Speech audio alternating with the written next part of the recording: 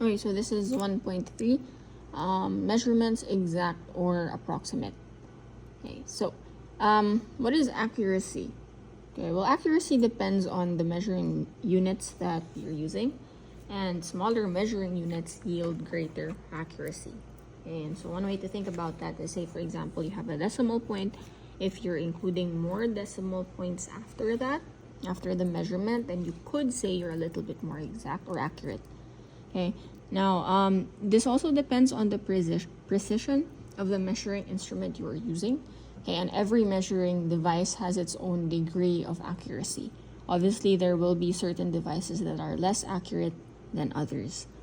Now, the degree of accuracy can be determined by finding the smallest division in that tool. So, for example, if you're looking at your ruler, okay, you're going to identify what is the smallest division, the smallest increment in that ruler, and normally that will give you the degree of accuracy for that particular tool.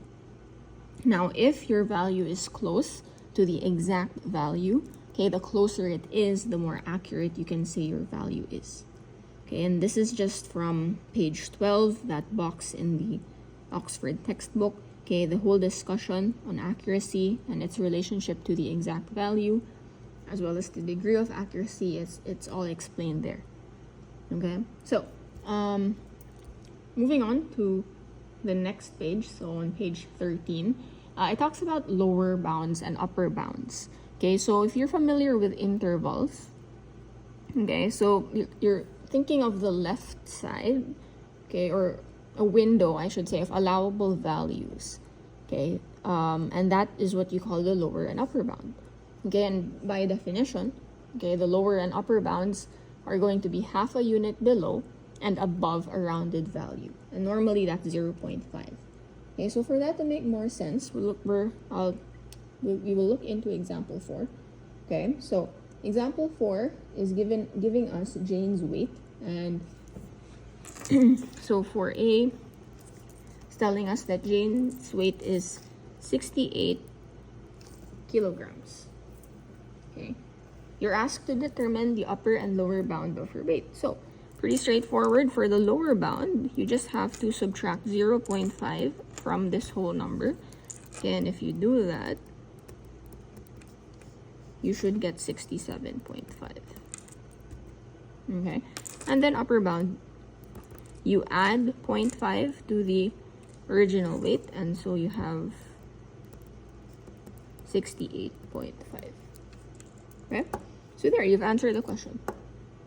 Lower bound is 67.5, upper bound is 68.5.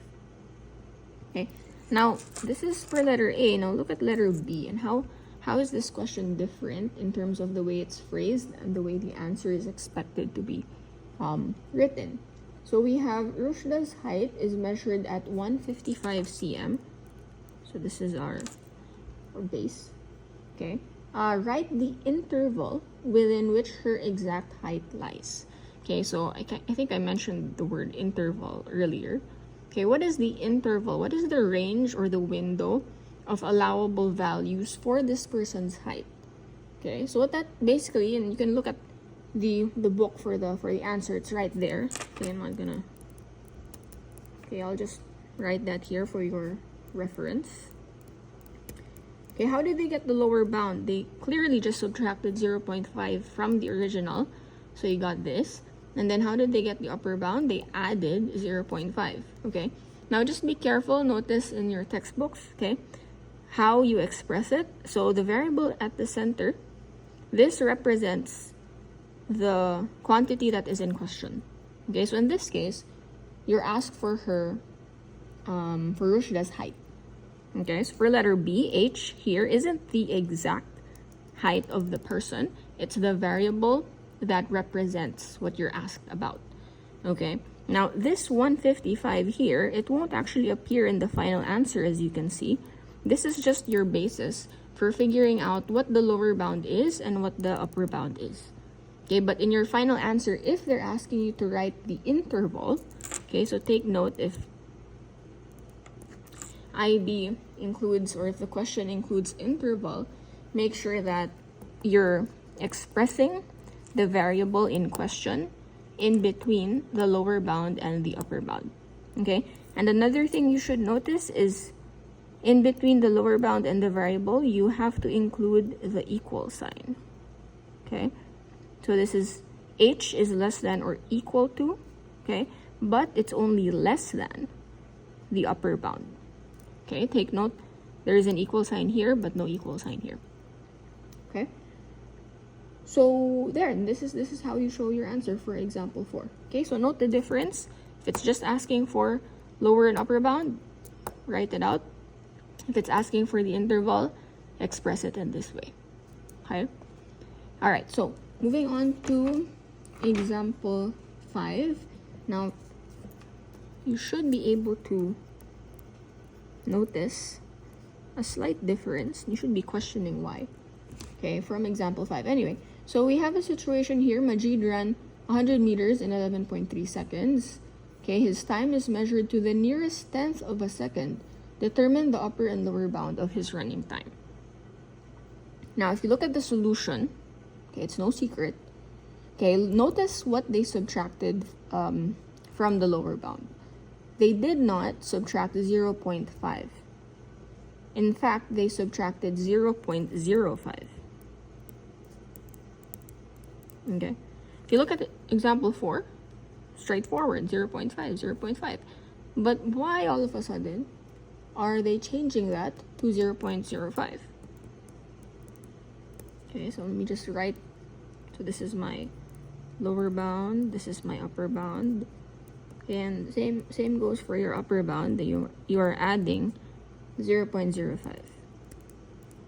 Okay, now it doesn't quite explain it clearly. However, okay, one of the simplest way I can explain this is if you have a decimal point, okay, then you just have to add a 0. Okay, so earlier you had a whole number, so you just add 0.5. That's standard. But here, you're a little bit more precise. So you have 11.3.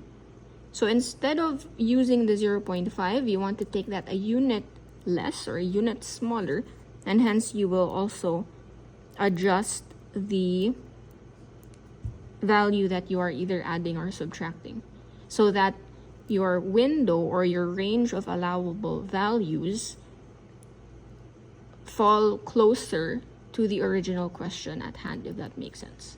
Okay, why? Because if you do 11.3 minus 0.5, you will get a number smaller than this.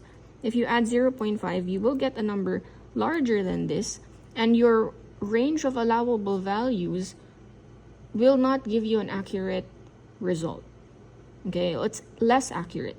Okay, so you kind of want to keep that window as close as possible, but at the same time, it's still accurate. Okay, you're giving the person a range of allowable values, but you're not allowing them to just give you any number that could mean the answer is not accurate, if that makes sense. Okay, so you just have to really be careful there. What are your given values, and what is a reasonable amount to either add or subtract? And normally, okay, well, most of the time, if it's a whole number, it's 0.5. But if you're getting decimals, you have to kind of adjust what you're adding and subtracting by adding a 0 in between. Okay? And so, hence, the answer or the explanation for example 5 is as such. Okay, I will do another video to explain example 6 and the rest of 1.3.